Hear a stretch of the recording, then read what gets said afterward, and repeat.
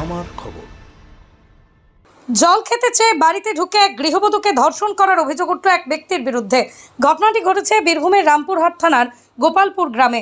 পরিবার সূত্রে জানা যায়, শনিবার সকাল 10:30 নাগাদ বড়শাল গ্রামের বাসিন্দা সমু লেট নামে এক ব্যক্তি জল খাওয়ার নাম করে জোর করে নির্যাতিতার বাড়িতে ঢুকে পড়েন।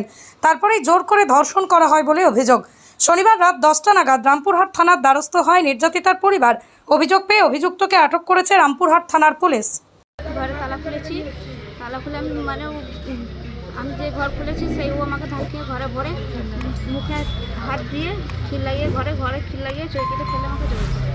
জল খাওয়ার জন্য বাড়ি গিয়েছিল। মেয়েটা বাড়িতে একাই ছিল। মেয়েটা জল দেওয়ার জন্য যে দরজাটা খুলেছে সেই মুহূর্তে মেয়েটাকে বাড়িতে ধাক্কিয়ে ভরে হাতে পায়ে দড়ি বেঁধে ধর্ষণ করা হয়েছে। তার জন্য আমরা ওর শাস্তি চাই। যে ধর্ষণ করেছে তার নাম, বাড়ি কোথায়? বাড়ি বর্ষাল। যে ধর্ষণ করেছে তার বাড়ি হচ্ছে বর্ষাল। কি করেছে? সে গাড়ি ট্রাক্টর চালায়। কি চাইছেন আপনারা? আমরা আমার সাজা চাইছি।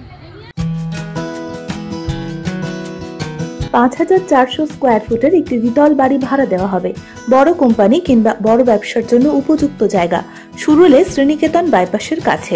বিশ্ব বাংলা বিশ্ববিদ্যালয় থেকে মাত্র 2 কিলোমিটার, শ্রীনিকেতন মোড় থেকে মাত্র 2 মিনিট, শান্তিনিকেতন থেকে মাত্র 5 কিলোমিটারের দূরত্বে এই বাড়িটি রয়েছে। ছোট বড় সব ধরনের গাড়ি রাখারও ব্যবস্থা আছে, লিফটও করা যাবে।